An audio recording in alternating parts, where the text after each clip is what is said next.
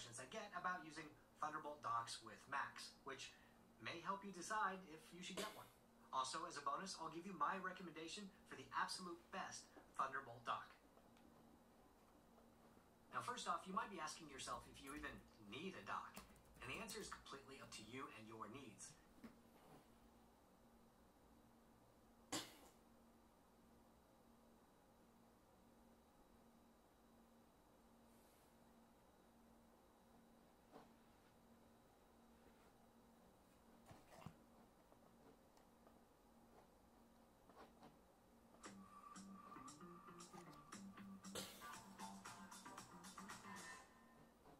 I knew I was underwater.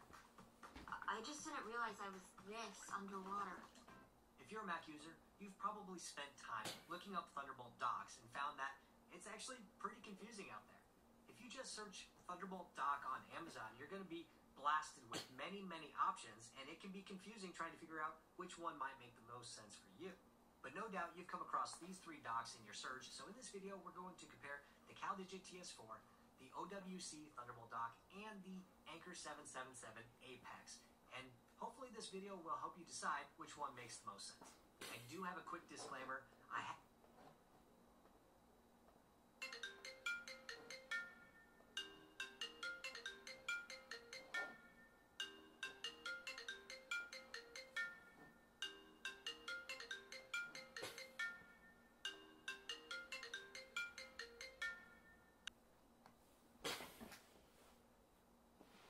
Guys, we're gonna continue our quest on looking for a docking station. So here we go.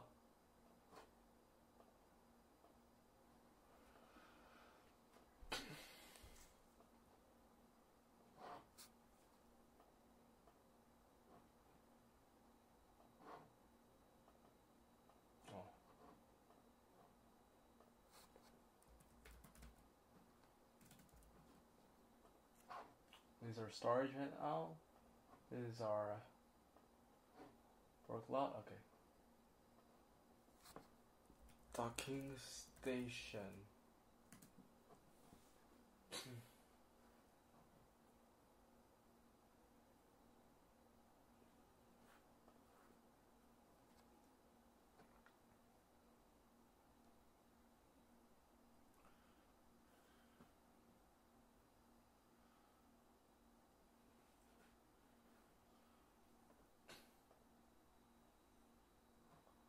Maybe why is 174?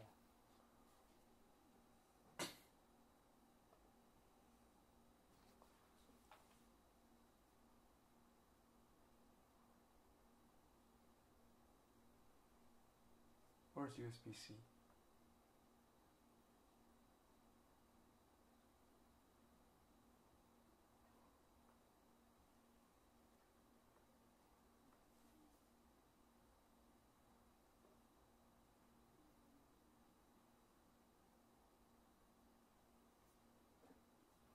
Bruh.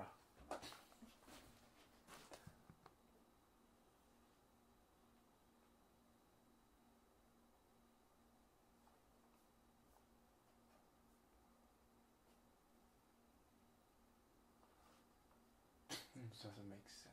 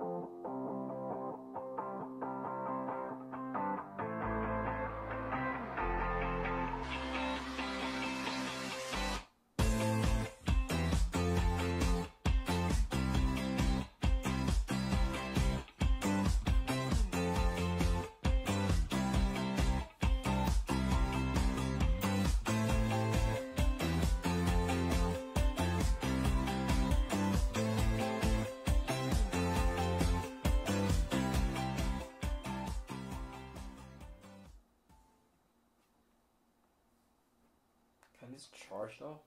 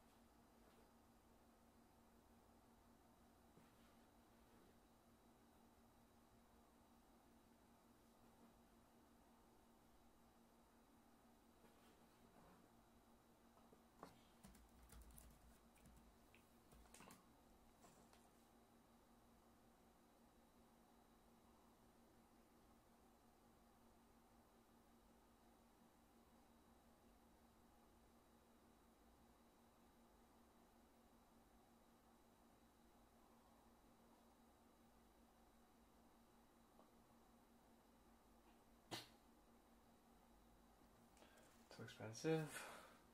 What about this one?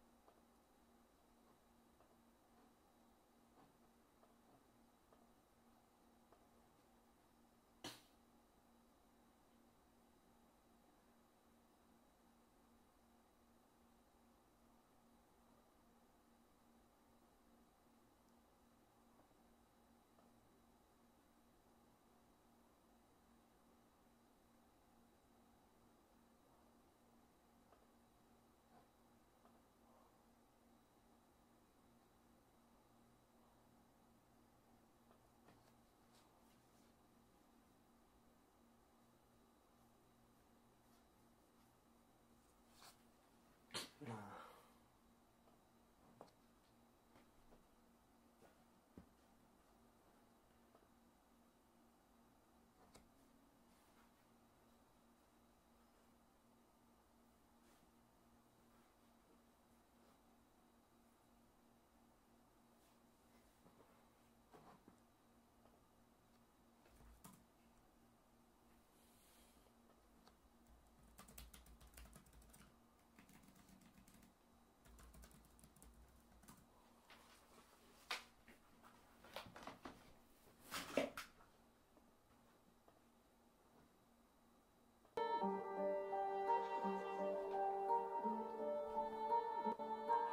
These are working for.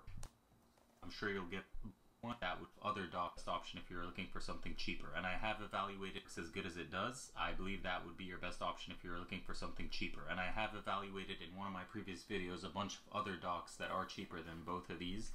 And based on that video and me seeing the specs of this new Ivanki Fusion Pro 1 dock on their website, the $200 one, I believe that one will be the best one. And so just note that, but the Fusion Dock Pro Max is better than the CalDigit in my opinion for MacBook users. It only works with silicon based MacBooks, so if you have an Intel based MacBook or you're planning on using this with your laptop with your PC, laptop, and a MacBook, then definitely go for the CalDigit, because this will only work with silicon-based MacBooks. So M1 MacBook, M2, M3, M4. And if you have any more specific questions, of course, ask me in the comments below. I love answering questions. This is a small channel. Feel free to subscribe, because I will respond to everyone's comment, and I do like giving everyone the maximum value. So give me your specific situation, and I'll give you my opinion in the comments down below. And that's a benefit of subscribing to a smaller channel like mine. I have a lot more bandwidth to respond to everyone's comments and give you in-depth responses. With that out the way, Ivanki did send this to me, but I did ask them for it, and this is the first thing I've ever been sent by a company that is of significant values. That is this here dock. Generally, you'll find me on this channel, I review stuff that I've already bought that I've been using for a while, and I bought it because I like to buy the best stuff, so I'm only reviewing the best of products, because that's me as a buyer, and that's the opinion I hold when I look at everything. And I'm not too technically oriented, so I'm not going to dive into in-depth specs or everything. This beautifully supports my gaming monitor at 4K 165 Hz variable refresh rate. Again, I'm getting too technical here, but that's what it is. And then the high definition monitor LG dual up display at 60 Hz. So it supports both of those at the same time, and the CalDigit would struggle with that, by the way. It would struggle giving variable 165 Hz refresh to this monitor and a 60 Hz refresh to that monitor at the same time. So I would experience random fluctuations where it would like jump up and down on the variable refresh rate. So the fact that the Ivanki here has two Thunderbolt 4 chips inside of it, and so the cable that comes with it has two different USB-C cables that you plug into each of these, and then it's a dual plugger into the MacBook. And that gives you all the extra bandwidth you need, that you don't run into issues where one monitor will drop off, another one will stay on, or something like that, which has been over the past year my experience with the CalDigit TS4. That is not the case with the Ivanki. And again, this is just my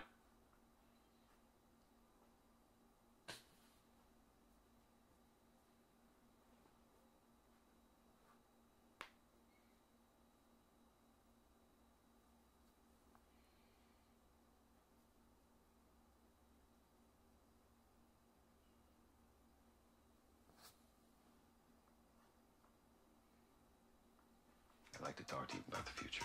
Yeah, I don't know, guys. What do you guys think? Let's round up the best Thunderbolt 4 docks. Here are 7 different options for Mac and PC. First up is the CalDigit TS4. This is almost universally the most oft recommended Thunderbolt 4 dock. Has a unique shape in this compact form factor that sits vertically but can also be placed horizontally on your desk, allowing you to adapt to more workflows. The bottom has a silicone pad, and there are removable silicone bumpers that'll go on either side if you want to place it flat as well on your desk.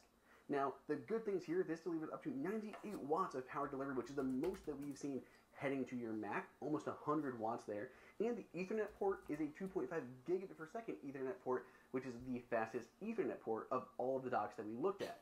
It also has the largest array of ports in total, and I particularly love that this front-facing USB-C port can do 20 watts of power, which is enough for a MagSafe charger. Let's go ahead and run down the ports. On the front is a UHS 2 SD4 card reader, as well as a micro SD card reader. There's an audio combo jack, 2 USB-A ports. One of them is that 20-watt USB-C 3.2 Gen 2, which is at 10 gigabits per second, and the second one does also 10 gigabits per second, but only at 7.5 watts of power.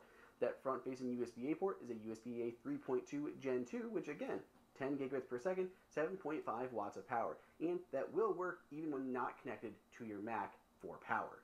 Around the back, we have the big array of ports. We'll turn it horizontally, maybe a little bit easier to see. On the back, we have the 2.5 gigabit per second Ethernet port. We have our audio ports, audio input as well as audio output. We have 4 USB-A ports, 3.2 Gen 2, 10 gigabits per second, 7.5 watts of power. The 2 on the right-hand side with the little battery icon, these will work when not connected to your Mac to deliver power to charge up your accessories. These 2 need to be plugged in before they will deliver power. We have our upstream Thunderbolt 4 port, which can do that 98 watts of power that I mentioned. Then we have 2 additional downstream Thunderbolt. Alright guys, welcome to part 3 of our docking station search. We're we're gonna be looking for docking station and some other accessories. So there's that. I'm going to check storage. Right, I'm gonna check. That was memory. Now I'm gonna check storage. All right.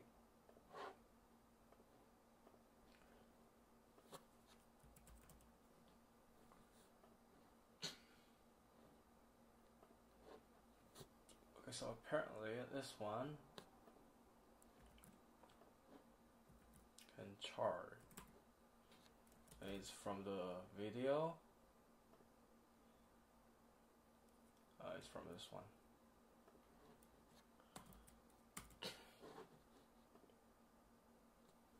I saw some. I was considering some other brand, but it was more questionable, like this one, right? It doesn't say if you can charge it or not.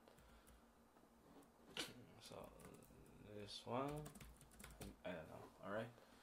I mean, we're gonna keep watching. Port 1.4. My biggest criticism here is that there isn't an HDMI. I do prefer HDMI over DisplayPort, but that could just be me for my workflow.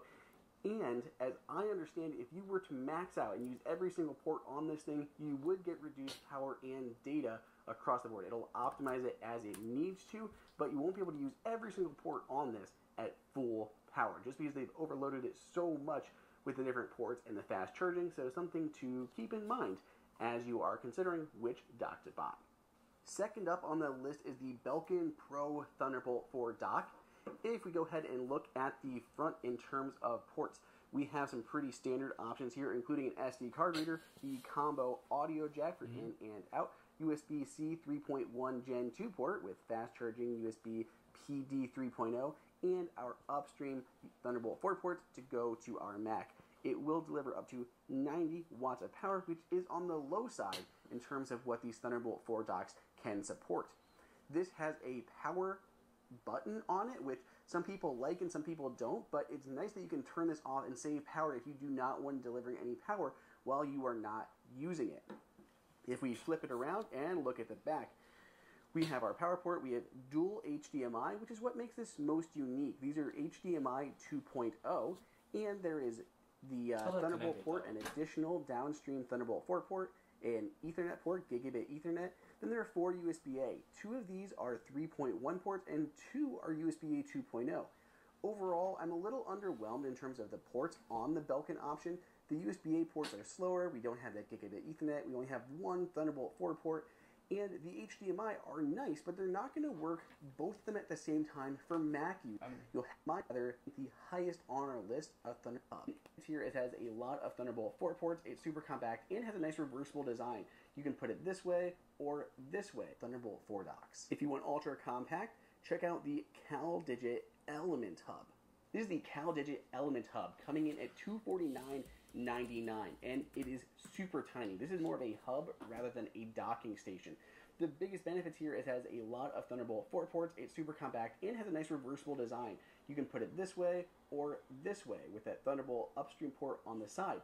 So depending on your workflow, if you want it on the left or the right of your machines, it won't have to twist around. Connect to on one side, we have 4 USB-A ports and compact.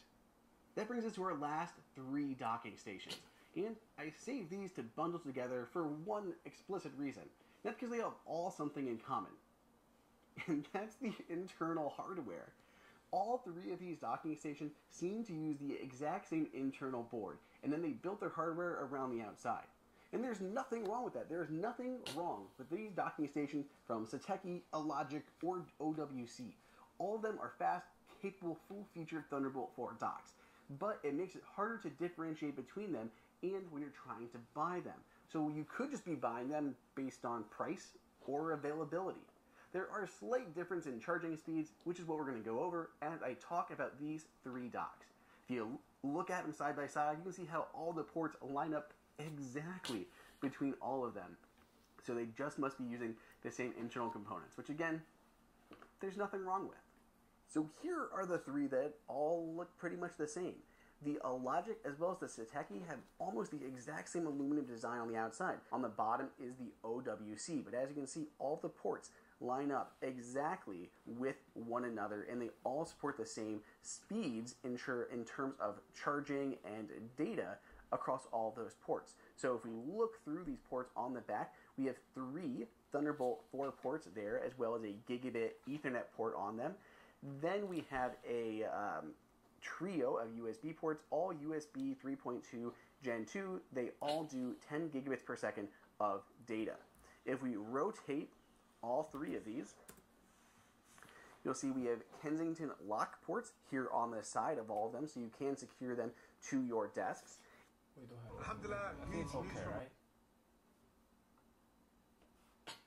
Hey, I'm Chris Wilmshurst, and today we're taking a look at the 14-port Thunderbolt 3 dock from OWC. They kindly sent this out to me to review, and it was a great excuse to clean up my desk. So I got to work disconnecting my CalDigit TS3 and replaced it with this.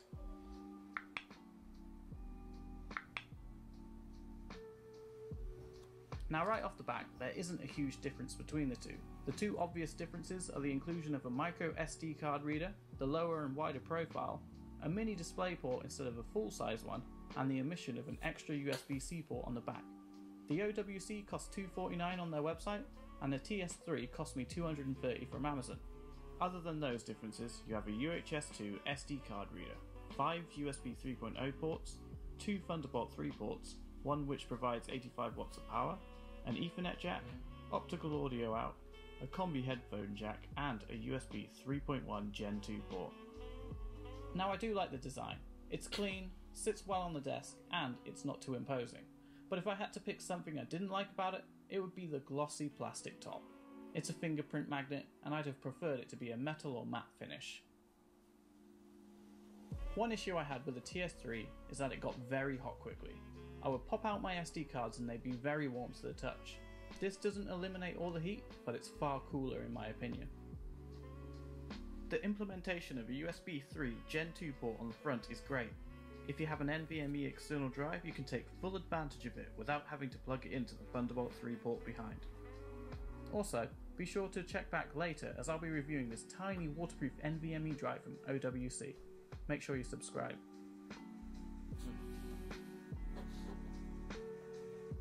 The 3.1 port gives you 10 gig transfer rate, which with my initial tests using an older NVMe drive, I was getting about 600 megabits write and 750 megabits read. To put that into context, it would take you a little over a minute to transfer 100 gig.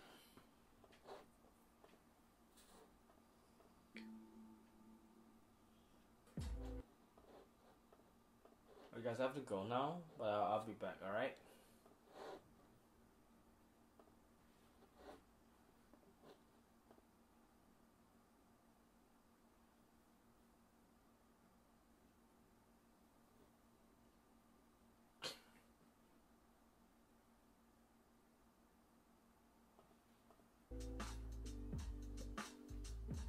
The inclusion of a micro SD card is really fast, and it doesn't lose any power. PC hubs I've used, you can use both SD card slots at the same time, saving even more time as the UHS 2 slot is super fast. The 85 watt power delivery charges my MacBook Pro 16-inch really fast, and it doesn't lose any power draw when editing away for hours on end. The Ethernet port just works, but I'd love for it to be 10 gigabit, but I guess this is a cost saving exercise. I'm not a huge fan of mini DisplayPort, and having to buy new cables wasn't fun, but it does work with my gaming monitor, which requires a mini DisplayPort to HDMI cable. But there have been issues where the monitor hasn't woken up, and I did reach out to OWC about this problem with the waking up, and they said that it could be my cable. I don't have the issue when it's USB-C to HDMI, so they could be right here. However, if you don't want to use mini DisplayPort, you can always use the spare Thunderbolt cable if your monitor supports it. It's advertised to power 2 4K displays or one 5K display. I have neither, so I can only test with my 144Hz 1080p monitor. 嚟 OK， 冇聽啲啊。Alright guys, I'll be back later. I'll do a final check on all this, right?